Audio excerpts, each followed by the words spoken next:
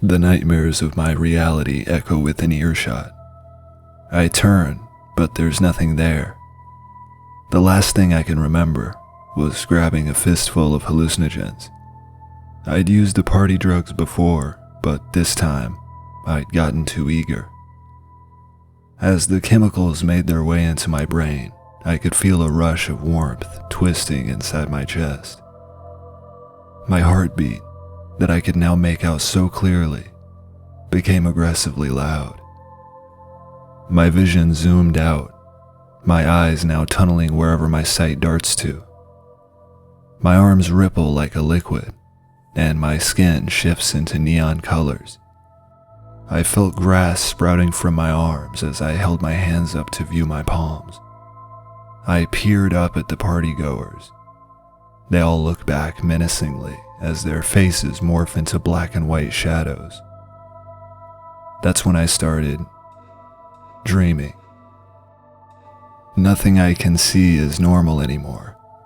Strange arrays of lights and shapes pop into my view at every moment. When I sleep, it's undistinguishable from my newfound reality. And the worst part is that anything can come alive. It's as if my conscious mind knows my self-imposed state, mocking my cortex as it animates a table, and it flies away. This has been my life, the memories of normality fading into a chaotic vortex of hallucinations.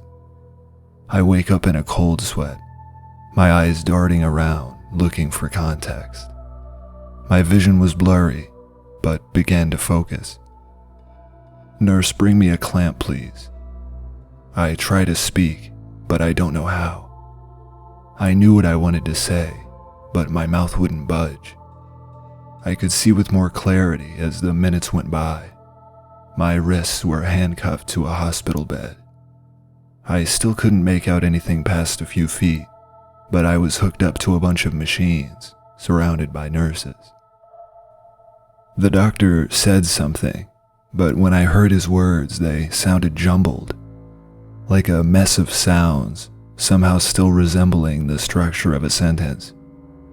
He stuck a needle in my arm, and my vision faded into blackness. I stayed in the dark for so long. I have no sense of time, but it's felt like I've been spinning around the darkness for years. Finally, after what seemed like an eternity, a small rip in the blackness began to form. I reached for it, hoping to be rescued from the seemingly endless floating in the void. It took my arm and pulled me in.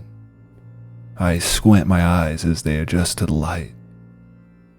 I find myself in a padded room, bound with a straitjacket. I spot a window and hobble over to it. I can't see anyone. I try to scream, but again my mouth wouldn't work. I charged into the door with my shoulder, hoping to get some answers while I could still discern what was real. After a few minutes of hitting the door, my vision began to blur again. I began to plead. "No, please no." A middle-aged woman peers into the window. "What is it, sir?" I could feel my head pop. Hearing a voice and actually matching it to a real face was now an unfamiliar feeling. "How long have I been in here?" I asked. "For the 10th time, sir. You've been in here for 17 years. "That's not possible," I whisper. The woman's voice disappears as she walks off, turning to conversate with someone outside the door. The room began contorting and swallowing me back into the void world. I just want it to end. I want the dreams to stop. Eventually, I find another tear, and I go inside the same padded room. This time, a neatly folded shirt lay in the corner.